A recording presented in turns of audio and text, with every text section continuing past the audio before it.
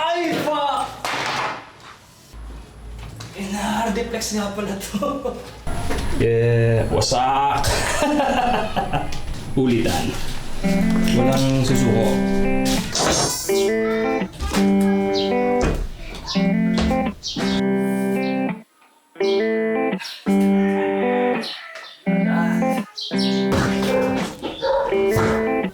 Yeah, look at this mess.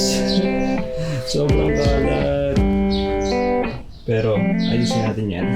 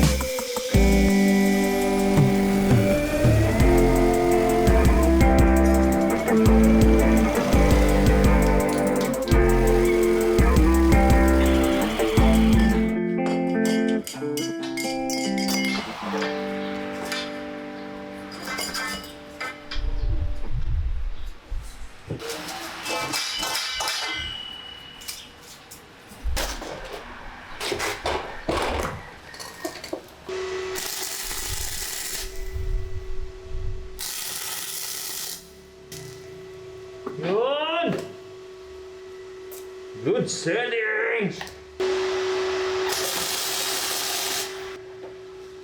Let's go! Oh yeah.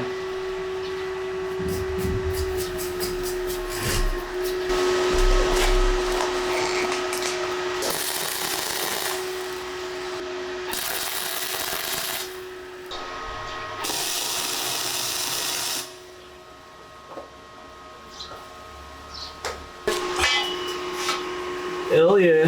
Okay. Nakaspot yun na yan, so full weld tayo. Low close na natin to.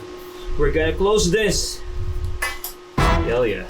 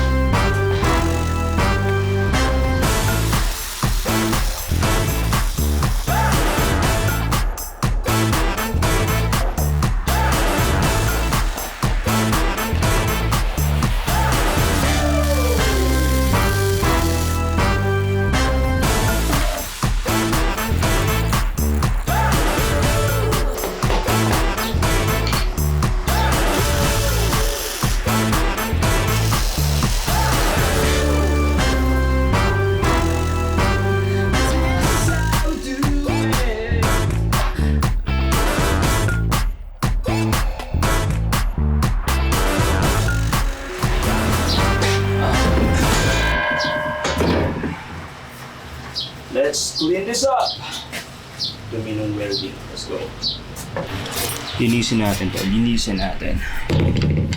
Grinding this.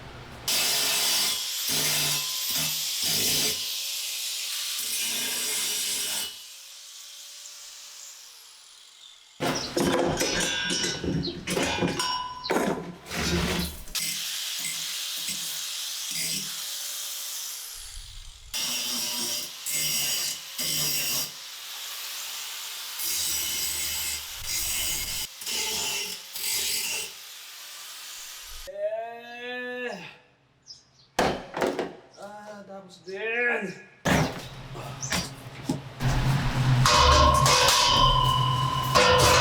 Yeah! Tatlo kailangan natin. Yan, 1, 2, 3.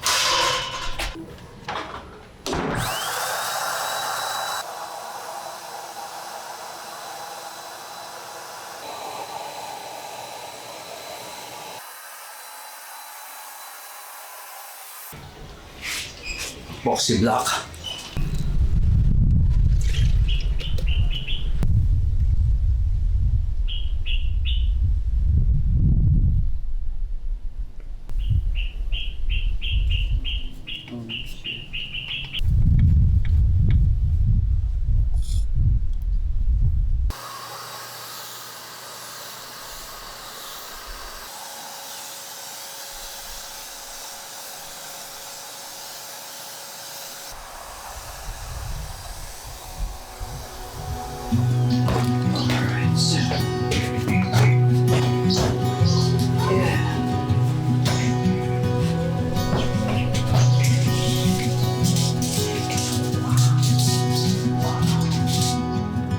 Yan, kanan.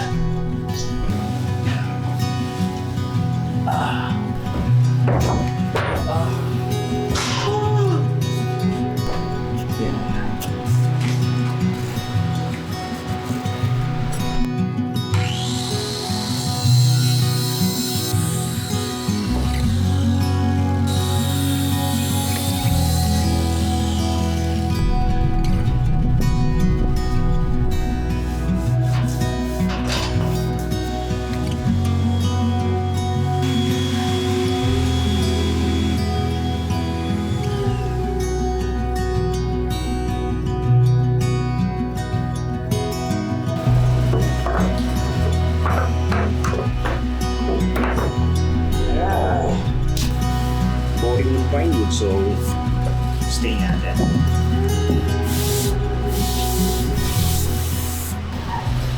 Pinagalo-halo ko yung mahogany, walnut, tsaka black na Hudson timber teak.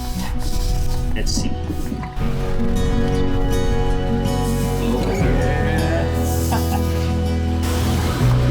Ah!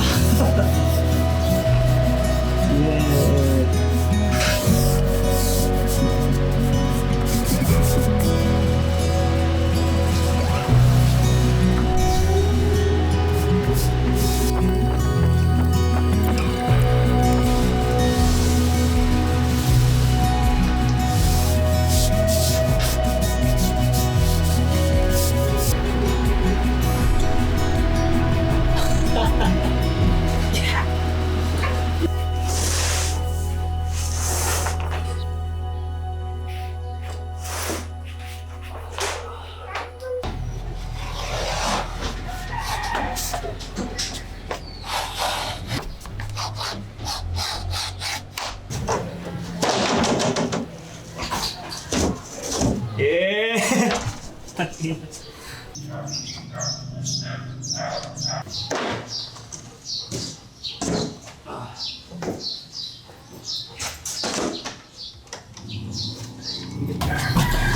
Ito ang sikreto mga katol para ma-achieve natin yung concrete raw finish sa ating Hardiplex. Permaplast na E201 acrylic skin coat.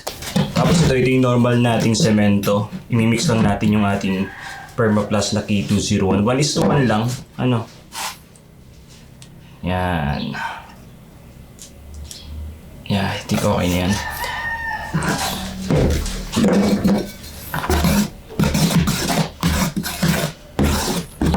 Mas makapit to eh, kasi sa normal na ano yun. Yung baka sabihin nyo, pwede naman water. Hindi, mas makapit ito bro. Now, hindi natin yung ano. Okay. Pinili ko sa yung Hardiplex is yung rock para mas lalo pang kumapit yung ating mix na Permaplast at semento. Ano? Baka isipin nyo, ba't hindi mo nilang direct i-apply sa wall para di ka mahirapan? Para sa akin, mas less intimidating kung per panel yung gagawin ko. Tsaka gusto ko siya magkaroon ng get. Basta, ganun. Kasi pag direct sa semento, Tatanggalin ko pa yung pintura ng semento ko para mas kumapit to. Pero kaya ay parang hirap nun. Mahirap din to pero ewan ko, basta mas feel ko.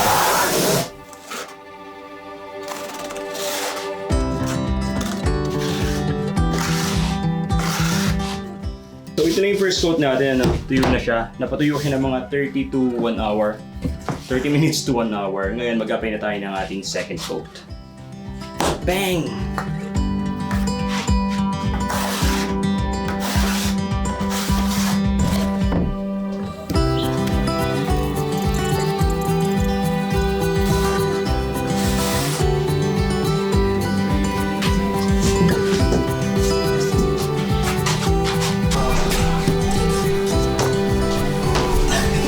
Dami nito.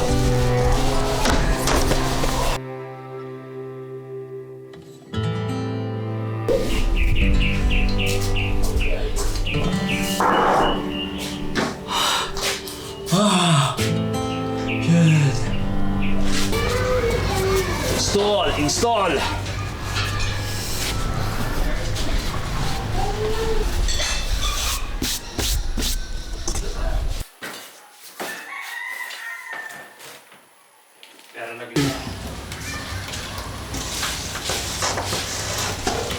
Oh my God.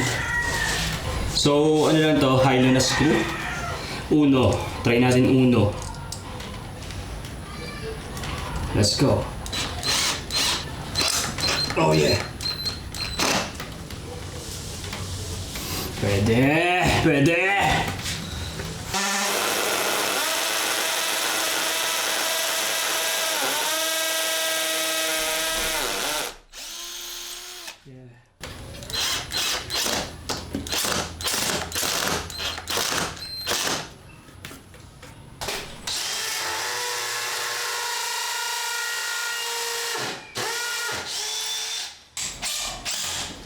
Yeah.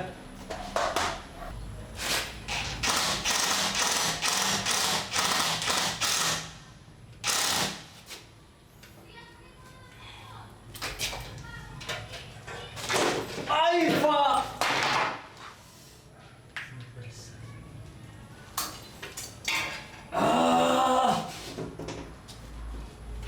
Hardiplex nga pala to.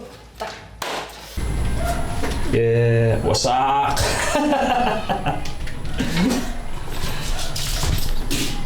Ulitan. Walang susuko.